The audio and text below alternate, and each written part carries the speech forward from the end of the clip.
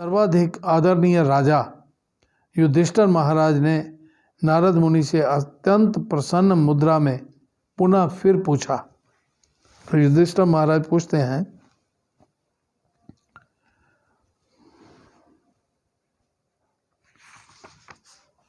महाराज युधिष्ठिर ने कहा कि हे प्रभु, मैं आपसे धर्म के उन सिद्धांतों के विषय में सुनने का इच्छुक हूँ जिनसे मनुष्य चरम लक्ष्य भक्ति को प्राप्त कर सकता है। मनुष्य जीवन का चरम लक्ष्य भक्ति, मनुष्य जीवन का चरम लक्ष्य है भक्ति, तो उसको मनुष्य प्राप्त कर सकता है। मैं वो सुनना चाहता हूँ। तो मैं मानव समाज के सामान्य वृत्ति परक कर्तव्यों तथा वर्णाश्रम धर्म के नाम से विख्यात सामाजिक तथा आध्यात्मिक उन्नति की प्रणाली के विषय में सुनना चाहता हूँ। तो सनातन धर्म का अर्थ है, सनातन धर्म का अर्थ है भक्ति। भक्ति सनातन का शब्द है जो नित्य है, जो कभी बदलता नहीं, अपितु सभी परिस्थितियों में अपरिवर्तित रहकर चलता है। अब सनातन, हमारे यहाँ सनातन धर्म का अर्थ ही बदल दिया। हाँ, सनातन धर्म का मतलब जो सारे देवताओं को परमात्मा माने, उल्टा कर दिया। हाँ, मंदिरों में सनातन धर्म मंदिर लिखा होगा तो उसमें क्या होगा, सारे जितने भी देवता हैं एक ही लाइन में खड़े होंगे, उसी में भगवान खड़े होंगे। किसी को पता ही नहीं है कि भगवान कौन है, सारे ही भगवान हैं, सारे ही भगवान हैं। सो मतलब जो है उसका अर्थ जो है वही बदल दिया। तो वैसे जो वास्तविक अर्थ है सनातन शब्द का, जो नित्य है, जो बदलता नहीं, अपितु हर परिस्थिति में अपरिवर्तित रहकर चलता है। हम अनेक बार विवेचना कर चुके हैं कि जीव का शाश्वत वृत्ति परक कर्तव्य सनातन धर्म क्या है। इसकी व्याख्या श्री चैतन्य महाप्रभु द्वारा की गई है। जीवे रस स्वरूप हायरे नित्य कृष्णेर दास। तो जीव का असली वृत्ति परक कर्तव्य पूर्ण पुरुषोत्तम भगवान की सेवा करना है, ये है, इसको कहते हैं सनातन धर्म। तो यदि कोई इस सिद्धांत से विपथ भी होना चाहे तो भी वह दास बना रहता है।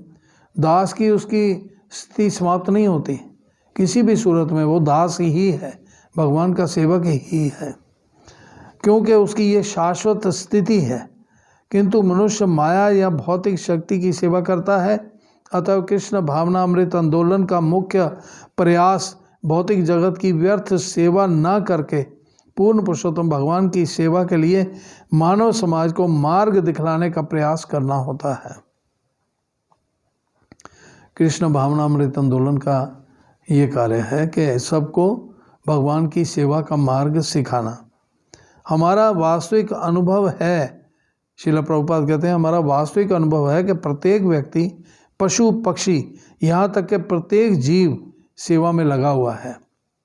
भले ही मनुष्य का शरीर या उसका बाह्य धर्म बदल जाए, किंतु प्रत्येक मनुष्य किसी न किसी की सेवा में लगा रहता है।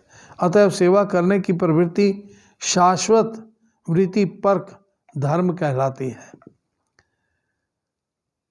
वर्णाश्रम संस्थान द्वारा ये शाश्वत वृत्ति परक कर्तव्य व्यवस्थित किया जा सकता है, क्योंकि इसके 4 वर्ण ब्राह्मण क्षत्रिय वैश्य शूद्र एवं 4 आश्रम ब्रह्मचार्य गृहस्थ वानप्रस्थ और संन्यास होते हैं। इस प्रकार युधिष्ठिर महाराज ने मानव समाज के लाभ के लिए नारद मुनि से सनातन धर्म के सिद्धांतों के विषय में पूछा। तो हे ब्राह्मण श्रेष्ठ, आप प्रजापति ब्रह्मा के साक्षात पुत्र हैं। आप अपनी तपस्या, योग और समाधि के कारण ब्रह्मा के समस्त पुत्रों में से सर्वश्रेष्ठ माने जाते हैं। तो शांत तथा दया में आपसे श्रेष्ठ कोई नहीं है। आपसे बढ़कर कोई ये नहीं जानता कि भक्ति किस प्रकार की जाए, ब्राह्मणों में सर्वश्रेष्ठ किस प्रकार बना जाए। अतएव आप गुहा धार्मिक जीवन के समस्त सिद्धांतों को जानने वाले हैं। आपसे बढ़कर उन्हें अन्य कोई नहीं जानता। तुम्हारा युधिष्ठिर जानते थे कि नारद मुनि मानव समाज के परम गुरु हैं। जो आध्यात्मिक मुक्ति के मार्ग की शिक्षा दे सकते हैं, जिससे पूर्ण पुरुषोत्तम भगवान को समझा जा सकता है। वस्तुतः इसी प्रयोजन से नारद मुनि ने भक्ति सूत्र का संकलन किया और नारद पंचरात्र में निर्देश दिए। धार्मिक नियमों तथा जीवन की सिद्धि के विषय में सीखने के लिए मनुष्य को नारद मुनि की शिक्षा परंपरा से उद्देश्य ग्रहण करना चाहिए। हमारा कृष्ण भावनामृत आंदोलन सीधे ब्रह्म संप्रदाय की पंक्ति में है। नारद मुनि ने ब्रह्मा से जो उपदेश प्राप्त किया था उसे ही उन्होंने व्यासदेव को दिया। व्यासदेव ने अपने पुत्र सुखदेव गोस्वामी को उपदेश दिया, जिन्होंने श्रीमद् भागवत का प्रवचन किया। कृष्ण भावनामृत आंदोलन श्रीमद् भागवत तथा भगवद गीता पर आधारित है। कृष्ण भावनामृत आंदोलन श्रीमद् भागवत और श्रीमद् भगवद गीता के ऊपर आधारित है। चूँकि श्रीमद् भागवत सुखदेव गोस्वामी द्वारा गाया गया था तथा श्रीमद् भगवद गीता भगवान श्री कृष्ण द्वारा कही गई थी, अतः उनमें कोई अंतर नहीं है। यदि हम शिष्य परंपरा के सिद्धांत का दृढ़ता से पालन करें तो निश्चय ही हम आध्यात्मिक मोक्ष या भक्ति में नित्य लगे रहने के सही मार्ग पर चल रहे होते हैं। तो नारद मुनि जी ने कहा कि मैं सर्वप्रथम समस्त जीवों के धार्मिक सिद्धांतों के संरक्षक भगवान कृष्ण को नमस्कार करके नित्य धार्मिक पद्धति सनातन धर्म के सिद्धांतों को बताता हूँ, जिसे मैंने नारायण के मुख से सुना है। हाँ, नारायण ऋषि। तो अज शब्द कृष्ण का सूचक है, जिन्होंने भगवद गीता चौथे अध्याय के 6वें श्लोक में बतलाया, अजो अपि सन व्यय आत्मा, मैं सदैव विद्यमान रहता हूँ और इस प्रकार मैं कभी जन्म नहीं लेता, मेरे अस्तित्व में कोई परिवर्तन नहीं आता। तो भगवान नारायण अपने अंश नर समेत इस संसार में दक्ष महाराज की पुत्री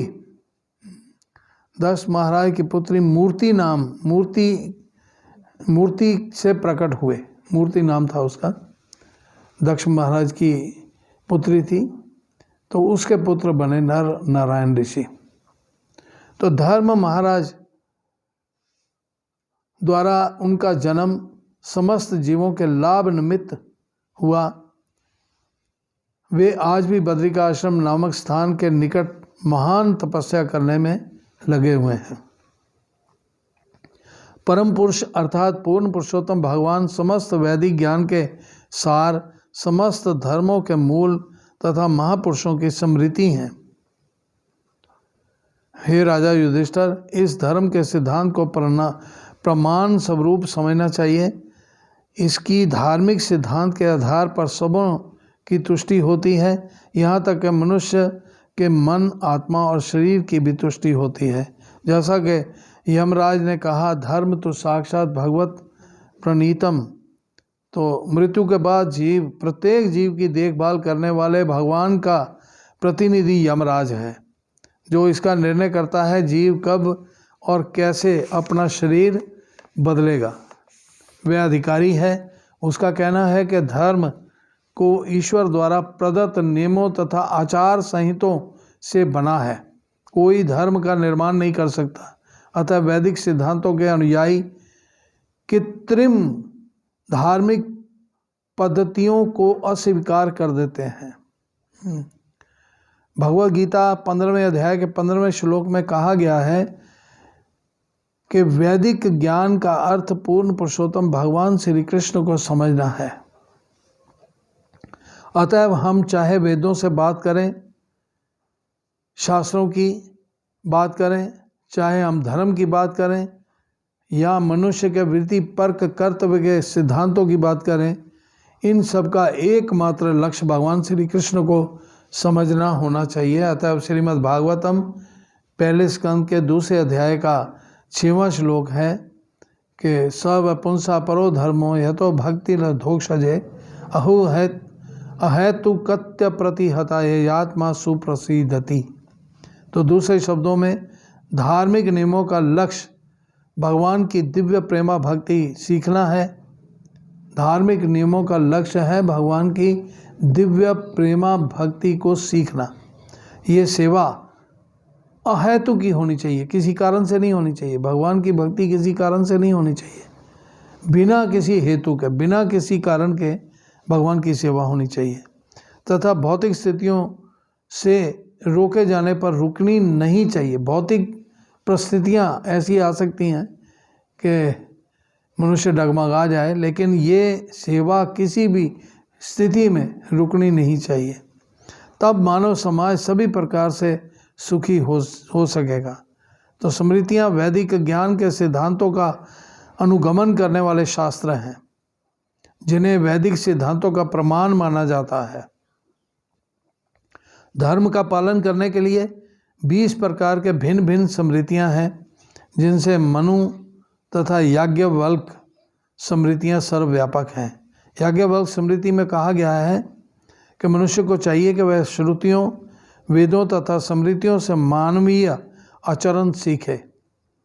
श्रील रूप गोस्वामी ने भक्ति रसामृत सिंधु में कहा है,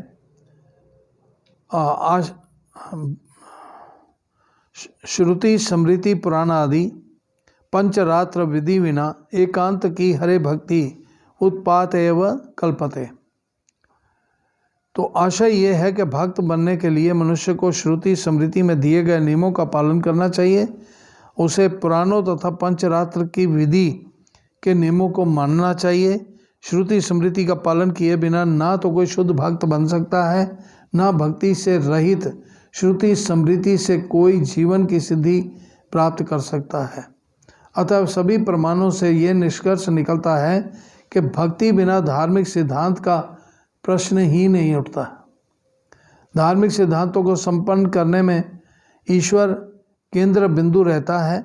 इस समय विश्व में धर्म के नाम पर जो कुछ भी हो रहा है वे भक्ति भावना से प्राय रहित है।